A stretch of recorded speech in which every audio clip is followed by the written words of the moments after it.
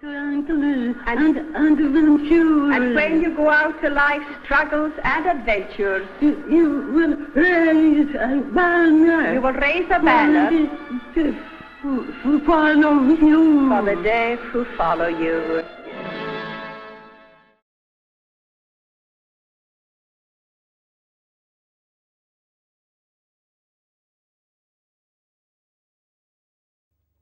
Helen Keller, both blind and deaf, accomplished more in her exceptional life than many people without disabilities could even dream of. Her indomitable spirit, love of life, and her fellow human have inspired millions over the last century.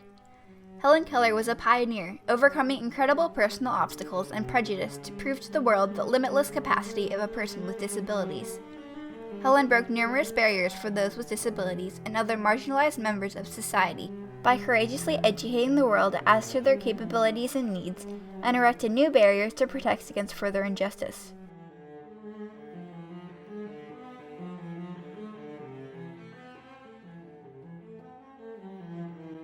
At only 19 months old, Helen Keller was rendered blind and deaf by an unknown illness, and spent her early years as a frustrated, lost, and temper-prone child. At age 6, Helen's parents, in desperation, hired Anne Sullivan as a teacher for Helen. Anne Sullivan taught her that there is a word for every object. And she kept on going over and over some objects until she hit on water in the water pump, and that was the breakthrough for Helen Keller and Anne Sullivan. Keller later wrote in her autobiography, "As a cool stream gushed over one hand, she spelled into the other the word water, first slowly, then rapidly.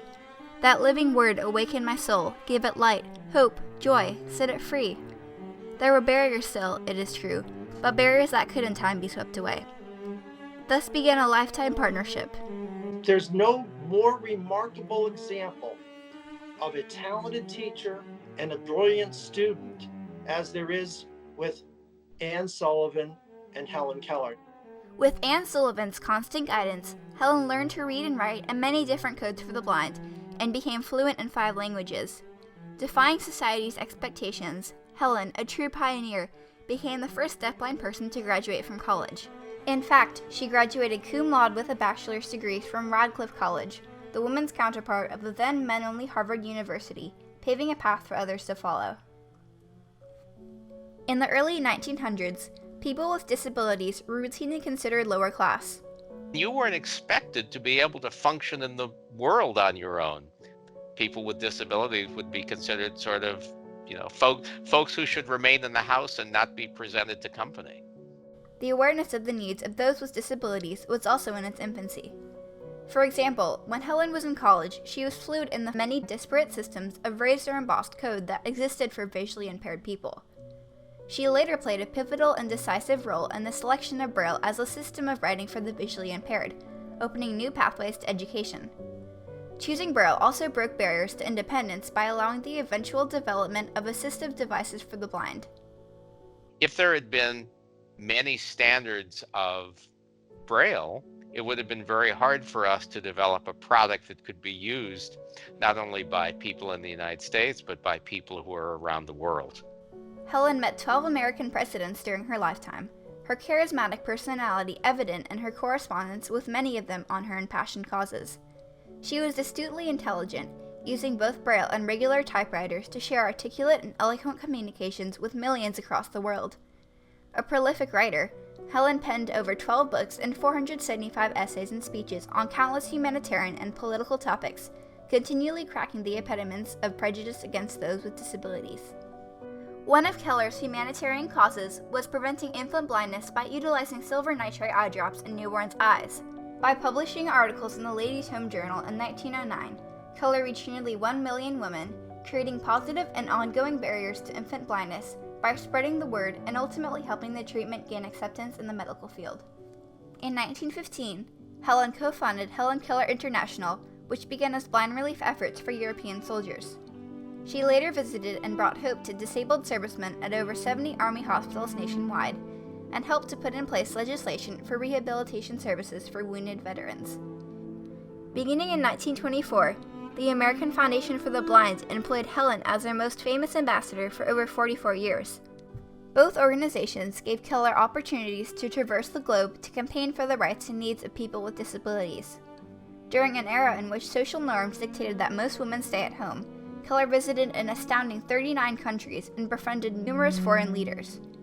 Helen was an exemplary role model, spotlighting women's abilities and transforming worldviews on disability. In 1931, Helen used her formidable influence to endorse the Pratt-Smoot Act in Washington, allowing the creation of a national library service for the blind and physically handicapped. 3 years later, her mutual admiration of President Roosevelt was key to garnering his signature on a bill releasing funds for talking books for the blind. Both milestones facilitated the standardized printing and availability of Braille and talking books in libraries across the country. This dismantled constraints to education and independence, as those with visual and auditory impairments gained access to books that they could read by themselves. Some of Keller's more controversial pursuits include her commitments to socialism, labor and workers' rights, pacifism, anti-racism, equality, and women's rights and suffrage. After joining the Socialist Party in 1909, Keller visited many factories and was horrified at the awful working conditions. She decried the accidents and illnesses for unsafe job sites were a primary cause of disability in the U.S. and were the results of owners' greed and capitalism. Rising above her Southern upbringing, Helen also challenged prejudice constraints by being an early representative of the National Association for the Advancement of Colored People, writing, "This great republic of ours is a mockery when citizens are terrorized and lynched by prejudiced mobs." During a time when the idea of free speech was unheard of, Helen was part of the original committee at the founding of the American Civil Liberties Union in 1920, ultimately creating a positive barrier to the crime of human rights violations. While Helen was lauded as a visionary when campaigning for disability rights, she was publicly denounced and shunned by many popular newspapers such as the Brooklyn Eagle when championing her unpopular convictions. However, she continued to advocate for what she knew to be true. Helen Keller was a woman who thought for herself. Her courage, empathy, and foresight to address the barriers of greed, prejudice, and ignorance sowed the seeds of change for future generations. 4 years before her death, President Lyndon B. Johnson awarded Keller the Presidential Medal of Freedom, the highest civil honor for peacetime service. After suffering a stroke in 1960, Helen resided peacefully at her Connecticut home until her death on June 1, 1968. Helen Keller's struggles and triumphs continue today. Nearly 100 years after Helen shocked the nation by becoming the first deafblind college graduate, Haben Girma became the first deafblind person to graduate from Harvard Law School.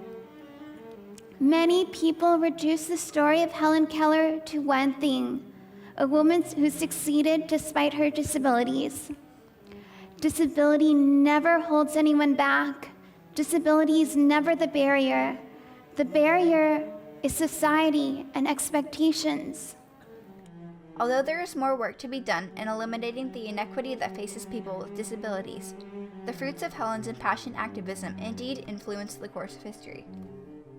During Helen's lifetime, rehabilitation services were made available, schools for those with disabilities were built, and state commissions for the blind were created, offering new job opportunities for those with disabilities. And that was a very important message that she wanted to give, that people with disabilities, they can live and work in the mainstream of society and make contributions. Helen changed the perception of disability, allowing society to view disabled people with a new respect. The many organizations and laws that Helen helped create and foster continue to have far-reaching impact, thanks to the numerous barriers Helen broke through her lifetime of advocacy for equity, accessibility, and inclusion. Since Helen Keller's days of steadfast activism for equality in an unequal world, continued strides have been made in the areas of civil and political rights, and racial, gender, and ethnic equality. Keller lived her life in the public eye as a server of mankind and a champion of the oppressed, unapologetically fighting for what she believed in, unheard of for a woman and especially a person with disabilities in the 19th century.